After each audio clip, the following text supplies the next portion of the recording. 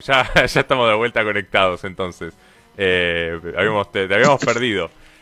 Pero te preguntábamos un poco cómo se vive en Londres, cómo se vive, o cómo lo estás viviendo vos, o cómo ves vos que se vive, mejor dicho, la cuarentena, el aislamiento y la pandemia en general, desde allí.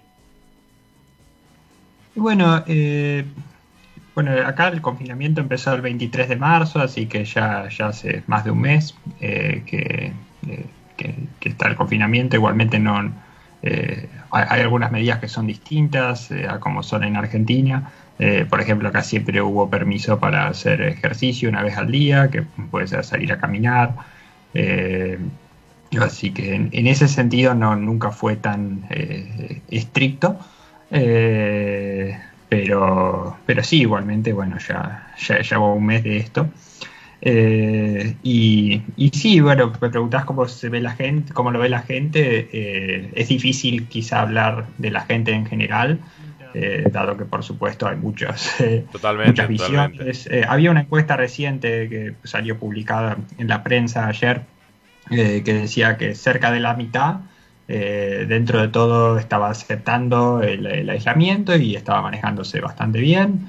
Casi la otra mitad también lo aceptaba, pero no la estaba pasando bien. Y después había una minoría de cerca de menos del 10% que se resistía al aislamiento, y precisamente la gente que aparentemente el 50% de esos 10% admitía que no estaba cumpliendo con las medidas. Así que bueno, quizá eso da cierta idea. Después, bueno, también mucha gente puede ser que esté un poco más asustada en el sentido de que todavía la cantidad de muertes diarias es bastante alta. Ayer hubo una reducción importante, pero normalmente siempre los domingos los números son menores, por una cuestión de que a veces tarda más en reportarse las muertes, no por otro motivo. Pero en general estaba cerca de los 800 muertos por día últimamente. Así que sí, la situación es bastante complicada, pero en sí mismo lo que dice el gobierno en sus conferencias de prensa es que ya la transmisión bajó muchísimo desde que se impuso el confinamiento, y en general, bueno, la mayoría de las personas que ahora se está reportando la muerte es gente que se contagió antes de que empezaran las medidas. Y después, bueno, otra cuestión es que aparentemente la semana pasada el gobierno estaba un poco más asustado de que había cada vez más gente que no estaba cumpliendo con el confinamiento, como que hay cierto hartazgo en ciertos sectores de la población que también se nota. Aunque, bueno, por ahora la gran mayoría de la gente sigue cumpliendo. Y hay algo muy particular que me contabas cuando hablábamos antes obviamente, de estar al aire, que tiene que ver con la expectativa de lo que va a venir, ¿no? Y cómo se percibe eso en Europa, o en particular en Londres o en Inglaterra, y la diferencia con lo que vemos acá, que parece, al menos inicialmente, ser mucho de pensar que cuando se decrete el fin de la cuarentena, o hubiera sido hoy, o ahora el 10 de mayo, se termina todo y se resuelve el problema. ¿Cómo se vive eso allí? Bueno, en general, bueno, dentro de la gente habrá gente menos informada, más informada, eso también dependerá. Pero creo que no hay tanto optimismo en ese sentido. Y el gobierno, bueno, acá todos los días a las 5 de la tarde hay conferencias de prensa del gobierno, y está siendo bastante realista en sus diagnósticos, con los jefes de asesores médicos y científicos que suelen participar de esas conferencias. Y la realidad es que hasta tanto no haya una solución, es decir, hasta tanto la población no esté inmunizada de este virus o se encuentre un tratamiento muy efectivo, cosa que según las palabras del jefe de asesores médicos del gobierno es muy improbable que suceda dentro del próximo año o probablemente más. Mientras tanto, la mayor parte de las medidas de distanciamiento social van a tener que seguir, aunque se pueda flexibilizar, especialmente si se encuentran otras estrategias para contener al virus. Así que sí, la expectativa es que va a haber cierta flexibilización una vez que baje la cantidad de casos, pero la vida normal, al menos según lo que está diciendo el gobierno y sus asesores científicos, no es algo que se va a ver en el corto plazo de ninguna manera. Y en torno a este otro tema, y hoy por ahí lo vamos a hacer un poco más generalizado, la charla, y un poco más como para empezar a acercarnos a esa realidad que nos estás contando, pero después vamos a ir entrando en profundidad con los próximos programas. Pero este tema que tanto revuelo causó en las últimas horas en Argentina, ¿no? Esto que tiene que ver con las salidas recreativas, con lo que primero anunció el presidente Alberto Fernández y después rápidamente salieron, por lo pronto, desde la provincia de Buenos Aires, Santa Fe, la ciudad de Buenos Aires y Córdoba, a decir acá esto no va a pasar, que digamos, a diferencia de lo que pasó acá hasta ahora y de lo que va a seguir pasando, por lo menos para nosotros, ustedes sí tienen la posibilidad de salir diariamente a distenderse, digamos, ¿no? A recuperar un poco un espacio que si no puede hacer más complicada la cuarentena, más con la cantidad de días que llevan de cuarentena ustedes, ¿no? Sí, igual técnicamente en cantidad de días creo que es más o menos lo mismo.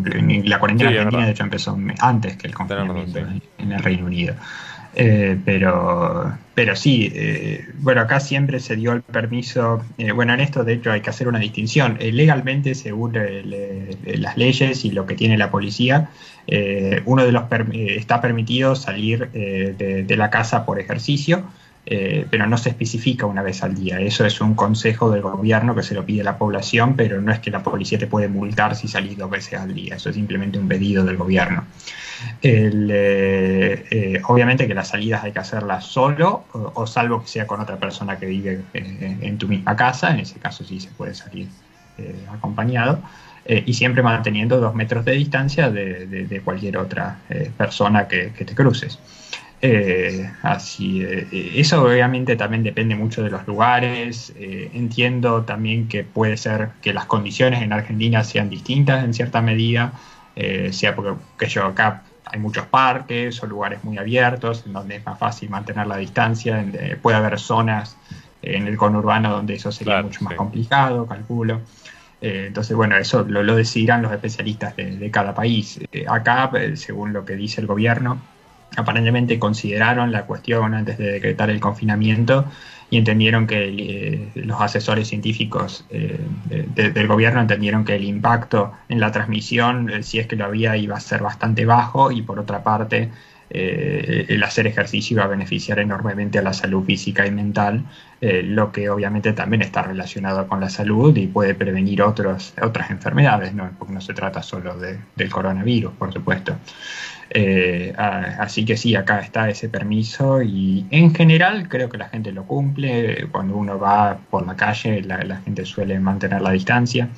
A otra diferencia con Argentina es que acá la política del gobierno, el gobierno no recomienda el uso de barbijos, cree que puede ser contraproducente, aunque están revisando esa medida y puede ser que la cambien en un futuro. Pero bueno, la realidad que con lo que se ve de esto es que es una enfermedad nueva, entonces cada gobierno tiene sus asesores científicos que ven también dependiendo de las circunstancias de cada país qué medidas se pueden aplicar, pero también hay mucha incertidumbre y mucho de esto va cambiando. Entonces puede ser que también los asesores científicos acá en el Reino Unido después cambien de opinión cuando hay nueva evidencia, o lo mismo con otros países. Entonces es difícil realmente saber con certeza qué es lo que va a suceder. Muy bien, ¿alguno de los que está conectados ahí también a través del Skype tiene alguna pregunta para Santi? Es el momento, porque estamos medio cortos con el tiempo y seguramente, como decía antes, vamos a ir desarrollando algunos otros temas en los próximos días. Pero si alguno quiere agregar algo, veo que...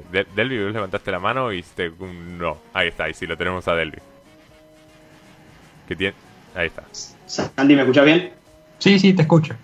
Sí, quería preguntarte tu opinión sobre cómo la enfermedad y el contagio del primer ministro Boris Johnson repercutió en la estrategia del gobierno. ¿Crees que tuvo alguna influencia o te parece que no? Bueno, sí, es cierto, lo digo para la audiencia en caso de que alguno no haya estado siguiendo la política británica. Sí, el primer ministro lamentablemente sí se contagió de coronavirus, estuvo en terapia intensiva y bueno, por suerte ahora ya está bien.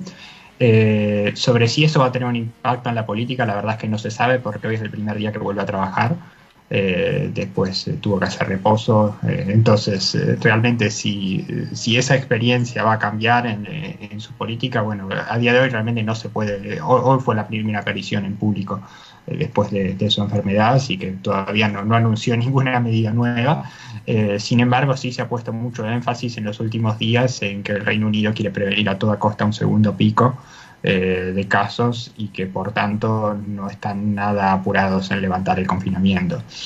Así que puede ser que en ese sentido, porque bueno, hay muchas presiones, ¿no? También de los que muestran los costos que tiene el confinamiento, que no son solo económicos, también hay costos en la salud del confinamiento.